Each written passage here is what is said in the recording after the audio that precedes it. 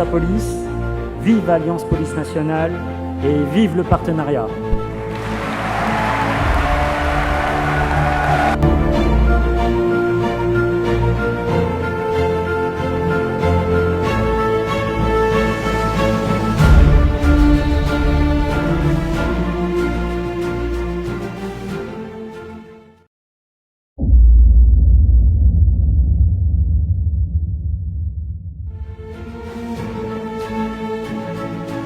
Il faut être clair, alors soyons clairs. Le problème de la police, c'est la justice. La justice doit rendre des comptes.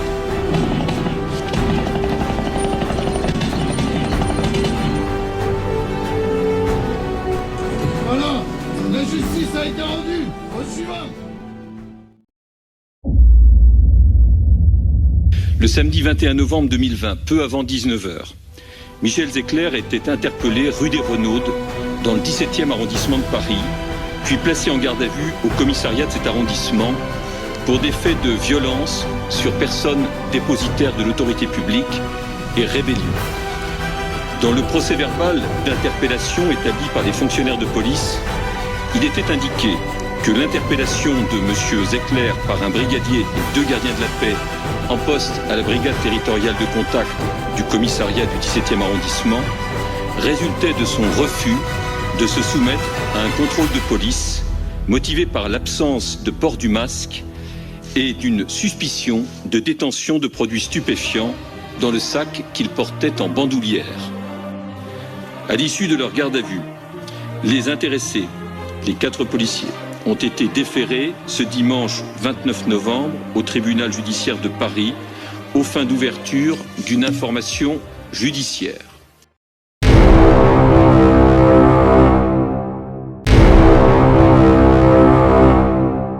Je n'attendrai jamais autre chose de la part d'un ministre d'un gouvernement républicain que, effectivement, des gestes, des faits tels que ceux qu'on a constatés, et j'insiste bien, dans le 17e arrondissement, soient suivis d'une enquête administrative et de pair d'une enquête pénale, et que les agents, les 3 agents mis en cause de par ces vidéos, soient suspendus. Maintenant, si la justice, on a peu de doutes, je ne vais pas paraphraser Gérald Darmanin, mais on a très peu de doutes, bien évidemment, sur les suites données par la justice, et ils devront être révoqués, bien évidemment. Ils n'ont rien à faire chez nous. C'est pas notre police, ça. C'est pas notre police républicaine, ça. Et vous savez, la police, comme toute profession, est un peu à l'image de sa société. Et que malheureusement, aujourd'hui, le code de déontologie qui doit nous animer en permanence est parfois sur des brebis galeuses. Tel est le cas, le terme n'est même peut-être pas assez fort en ce qui concerne ces agissements du 17e arrondissement. Mais ça peut arriver, malheureusement, mais ça ne doit pas arriver. Des sanctions que le secrétaire général du syndicat de police Alliance, Fabien Vannemelrich, juge excessives. C'est tout simplement scandaleux. C'est-à-dire que la justice, on peut se demander si elle est vraiment indépendante ou pas. Elle a subi la pression médiatique et surtout la pression politique. Aujourd'hui, je ne vois pas pourquoi mes collègues devraient être en détention, c'est pas normal. Moi, je vais juste vous répondre que systématiquement, on a plein d'affaires dans le passé, la BAC Nord de Marseille, où mes collègues étaient tous des voyous, des pourris. Sur cette action, vous en pensez quoi ? Il fallait tous les virer. Laissez-moi finir. L'affaire Théo, où mes collègues étaient qualifiés de violeurs et où aujourd'hui, on est en train de redescendre. Dans les commissariats, les collègues sont écœurés. Ils constatent eux-mêmes tous les jours qu'ils interpellent des voyous et ces voyous sont sans arrêt laissés libres. Par contre, ce qui nous révolte aujourd'hui, c'est le déchaînement qui existe derrière cette affaire. C'est-à-dire ceux qui, aujourd'hui, veulent condamner avant l'heure. Sur cette action-là, moi, je la jugerai une fois que on aura tous les éléments. Là, mes collègues aujourd'hui, ils sont dans les locaux de l'IJPN, ils sont en train de s'expliquer sur les gestes qui ont été commis. Quand vous parlez des fonctionnaires de police, il faut aussi rappeler qu'un fonctionnaire de police, quand il est suspendu de ses fonctions, il perd entre 30 et 40% de son salaire. Ça, c'est un fait. Aujourd'hui, quand un fonctionnaire de police est dans le cadre d'un contrôle judiciaire et qu'on lui interdit d'exercer provisoirement la fonction policière, il perd l'intégralité de son salaire. Vous savez, pour un policier, quand vous partez au boulot le matin, il y a 3 choses qui peuvent vous passer, qui peuvent vous arriver. En 4, vous pouvez rentrer chez vous le soir normalement. Vous pouvez finir en prison, vous pouvez mourir et vous pouvez tuer quelqu'un. C'est les 4 choses qui peuvent se passer tous les jours. S'il y a des choses à revoir au niveau de technique d'intervention, nous les reverrons. Maintenant aussi, il faut peut-être arrêter qu'en France, le sport national soit d'insulter et de se farcir du flic à tous les coins de rue. C'est-à-dire qu'on est dans le cadre d'une enquête préliminaire, il n'y a pas de condamnation, on attend un jugement et le collègue perd l'intégralité de son salaire. Donc aujourd'hui, nous, ce qu'on demande, c'est que le policier soit traité ni plus ni moins qu'un citoyen lambda. Aujourd'hui, ce qui est révoltant, c'est un peu ça. C'est qu'on a fait le procès de policiers sans avoir les éléments d'enquête sur la base d'images qui, au demeurant, peuvent paraître choquantes, effectivement. Mais j'ai appris par le passé. J'ai appris par le passé à être prudent. C'est pour ça que je dis, on est dans le cadre d'une enquête préliminaire. On ne peut pas sanctionner ou condamner des gens avant que la justice soit passée. C'était des fonctionnaires avec des très bons états de service. Certains avaient même plus de 40 félicitations. Vous y étiez dans le local? Moi, j'y étais pas. Donc moi j'ai été policier sur le terrain. J'ai vécu des situations très compliquées. Nos 2 collègues qui ont assumé certaines fautes, ici le procureur, se retrouvent en détention alors qu'ils ne devraient jamais être en détention pour des faits de violence. Il n'y a pas la présomption d'innocence pour les puissants et pour les policiers inexistante. C'est-à-dire, la République, c'est un équilibre, l'état de droit est un équilibre, on a autant le droit d'accepter le principe de la présomption d'innocence pour des policiers comme pour les puissants.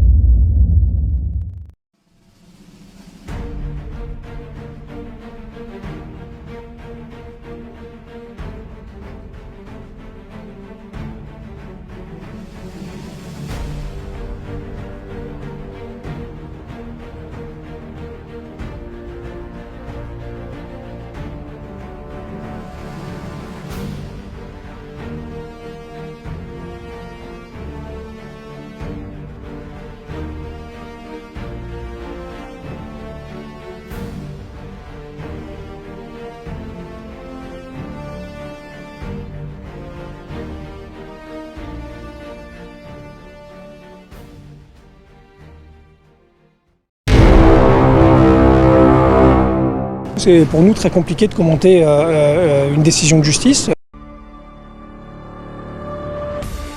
Travailler dans de bonnes conditions aujourd'hui sur le terrain avec des propos anti-flics, ça rend la tâche encore plus compliquée pour les policiers de terrain. On est en colère, on est dans un sentiment d'incompréhension. On ne peut pas entendre que notre collègue soit qualifié de meurtrier. Ce n'est pas possible. Je le rappelle, les magistrats qui ont pris cette décision sont allés au-delà des réquisitions du parquet. Il y a le système de la double peine. Il est qualifié de meurtrier, ce qui est inacceptable pour nous, alors qu'il a le sentiment d'avoir fait son devoir. Il a le sentiment qu'il a sauvé l'intégrité de son collègue et l'intégrité d'autres collègues par un véhicule qui leur fonçait dessus. C'est un policier qui est exemplaire, on doit être fiers d'avoir des policiers comme ça dans nos rangs.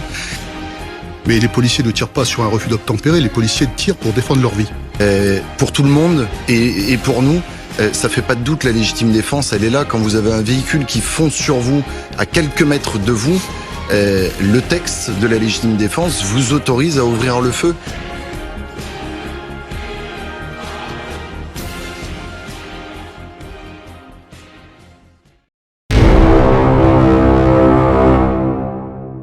Je suis policier, donc je dois respecter un peu le travail de la justice, ça me paraît essentiel. On est un peu dans le même système. Quand j'entends un syndicaliste qui dit qu'il faut qu'on les rejoigne pour combattre le système judiciaire, je fais pas partie du collectif Traoré, moi. Je suis flic, donc je combats pas le système judiciaire. Je remercie les collègues adhérents, parce qu'il y en a quelques-uns présents, adhérents d'unité police, qui ont bravé l'interdit, malgré le veto de leur organisation, à ne pas participer au mouvement. Ils ont tout fait aujourd'hui pour pas que ça se fasse, malheureusement. Vous avez décidé d'être présents en solidarité à notre collègue, et je vous remercie. au-delà du niveau de la mise en examen, c'est le fonctionnement général de nos institutions qui nous pose problème. Parce qu'aujourd'hui, un policier, il est même pas considéré comme un citoyen. La présomption d'innocence, elle doit s'appliquer aux policiers comme elle s'applique aux citoyens. Aujourd'hui, la non-reconnaissance de la légitime défense, elle est prise, alors que les autopsies n'ont pas eu lieu, la balistique n'est pas intervenue. Et donc, nous, c'est cette prise de décision rapide et aussi élevée qui nous inquiète. C'est un cri du cœur que nous vous adressons aujourd'hui. Le policier ne peut plus travailler ainsi. Nous voulons, contrairement à ce qui se dit aussi, une complémentarité police-justice. Mais force est de constater qu'une certaine frange de celle-ci ne le souhaite pas, par idéologie et dogmatisme. Alors, pour cette frange-là, Alliance Police Nationale persiste et signe. Le problème de la police reste la justice.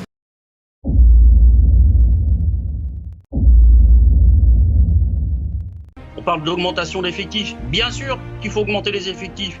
Aujourd'hui, dans le métro, nos effectifs, les collègues de la BRF, ils sont à un peu plus de 1000 effectifs. À l'approche des Jeux Olympiques, bien sûr que ce n'est pas assez. Il faudrait doubler ces effectifs. Et là, ça va encore étendre encore plus les délais d'intervention.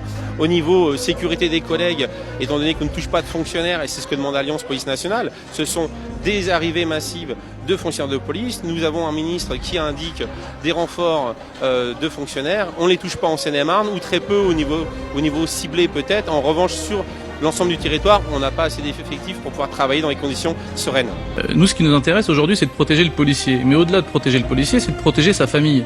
J'ai l'impression que là, on s'écarte un peu du débat. Nous, on demande simplement que le policier soit flouté sur la diffusion des images, que le policier ne soit pas nommé sur les réseaux sociaux. Le 2 octobre dernier, vous aviez 27 000 policiers sur Paris pour manifester leur mécontentement.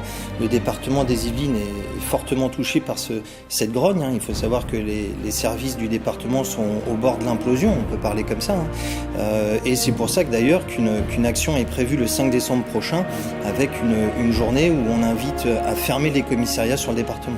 Un individu qui tombe de son deux roues, et à ce moment-là, il y a tout un travail, un abattage qui est fait contre mes collègues qui se retrouvent mis en examen et ce qu'on appelle l'insécurité pénale à laquelle ils sont. Hier, je pense qu'effectivement, ils étaient organisés, ils se sont déguisés en soignants et c'était très compliqué en fait pour la police de pouvoir les repérer en amont. Mes collègues hier n'ont pas interpellé une infirmière, mais bel et bien une personne qui les caillassait, qui les outrageait. Cette personne, pendant de nombreuses minutes, a caillassé mes collègues, les a outragés, et qu'au moment d'un bond offensif, elle a été interpellée. Ça n'a pas été la seule personne à être interpellée, et elle n'a pas été interpellée parce qu'elle était infirmière. Et ce n'est pas une infirmière qui a été interpellée, mais bien une personne qui caillassait la police nationale. L'incompréhension de nos collègues qui sont aujourd'hui réunis parce qu'on leur enlève une technique de travail qui, pour eux, est essentielle.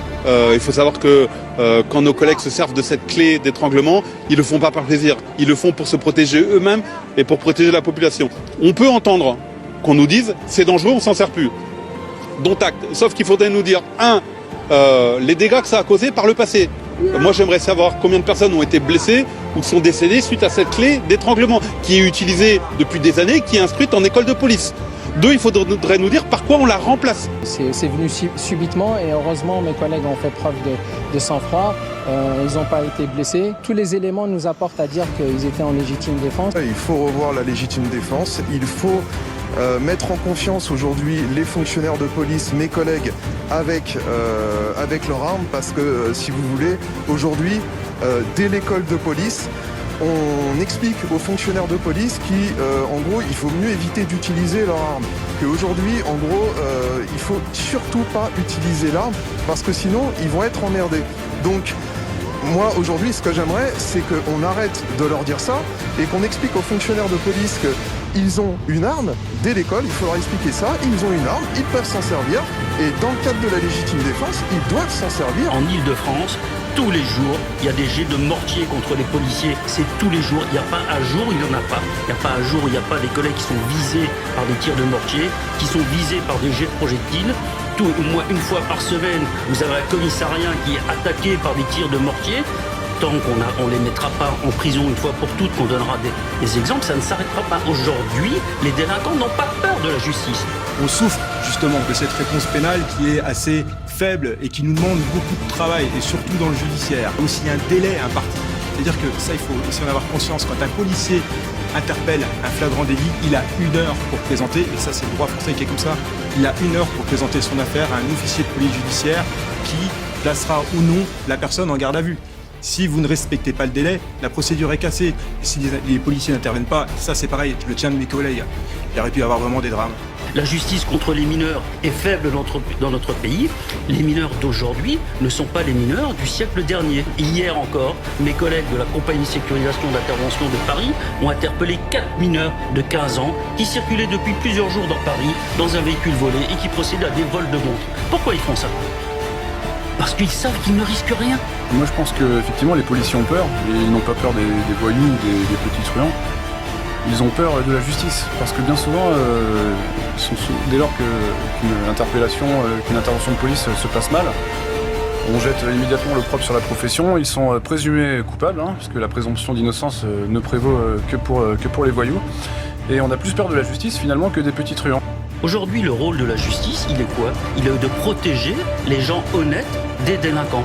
C'est ça le rôle de la justice aujourd'hui. La police fait son travail, la police arrête des délinquants tous les jours et les met à disposition de la justice. Le rôle de la justice est de protéger notre société. Et là, on voit bien qu'aujourd'hui, il y a une défaillance dans le système. Il faut aujourd'hui un vrai signe, il faut une vraie volonté politique de condamnation dans notre pays pour mettre un terme, une fois pour toutes, aux agressions des policiers. Les policiers, aujourd'hui, ils interpellent les délinquants, comme vous venez de le dire, ils les mettent à disposition de la justice.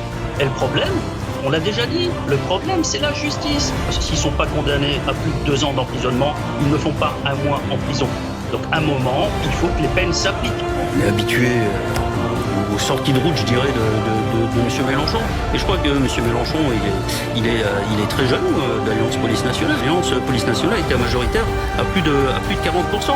Donc quand Jean-Luc Mélenchon fera des scores identiques, on l'écoutera peut-être un peu plus. C'est pas le cas aujourd'hui. Vous salissez la police. Voilà. Vous salissez la police et vous savez ce que vous faites ? En fait, vous faites le buzz. Vous faites le buzz, vous faites un petit buzz, vous faites du bad buzz. Tout simplement parce qu'aujourd'hui, c'est bien, on parle de M. Poutou, qui a besoin qu'on parle de lui. Vous faites pas mieux que certains internautes qui ne savent pas quoi faire de leur journée, avec des arguments inventés, des propos diffamatoires, calomnieux. Vous crachez sur toute l'institution policière. Et on peut souligner avec beaucoup de respect et de réactivité la réponse du ministre de l'Intérieur qui a déposé plainte pour la protection des policiers par rapport à des propos que vous êtes capable de tenir. C'est une honte, c'est scandaleux, c'est scandaleux. On est aux antipodes de ce que la France Insoumise propose en termes de réforme de la police. Des policiers dans les quartiers non armés, des zones où on n'a pas le droit de faire des contrôles d'identité. On voit bien que la France Insoumise ne souhaite pas une police, mais souhaite des agents d'ambiance dans la rue, ça n'a rien à voir avec une police nationale.